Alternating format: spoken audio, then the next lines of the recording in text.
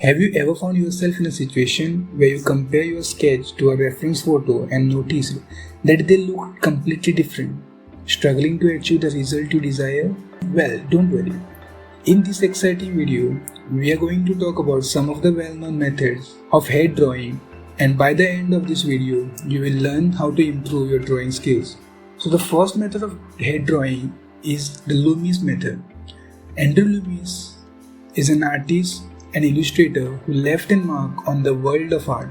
Born in 1892, Loomis was a true master of his craft, renowned for his exceptional skills in capturing the human form with incredible precision and expression. His artwork graced the cover of numerous magazines, and his instructional books became beloved classics among aspiring artists worldwide. It is widely considered one of the fundamental methods of artists to achieve accurate proportion and lifelike representation in their portrait sketches and character designs. The method starts with an oval shape that represents the cranial mass of the head.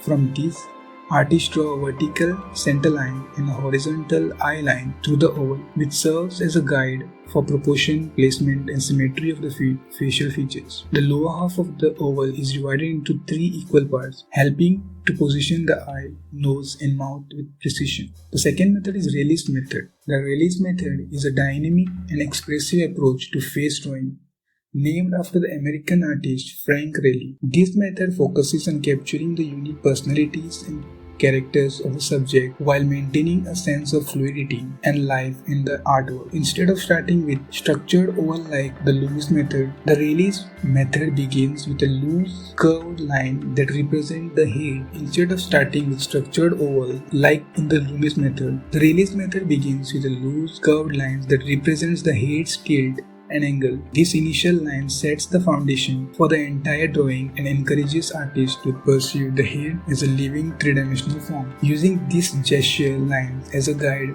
artists then emphasize finding the big shape of the head, such as the major planes and features. The goal is to capture the overall likeness and essence of the subject before dwelling into small details. The Realist method encourages artists to rely on their observational skill and intuitions to create lively and expressive portraits. It prioritizes the underlying rhythms and forms of the face, resulting in artwork that feels natural and full of energy. This approach is particularly beneficial for artists who wish to infuse their portrait with a sense of life and emotion. By understanding the head's underlying structures and embracing the fluidity of the realist method, artists can create captivating and engaging faces that truly stand out.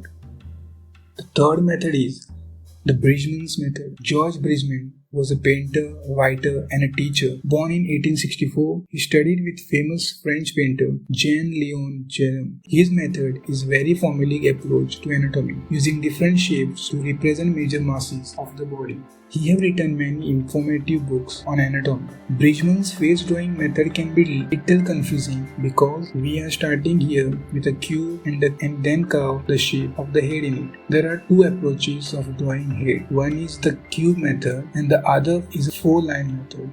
So these are few methods of head drawing among various methods.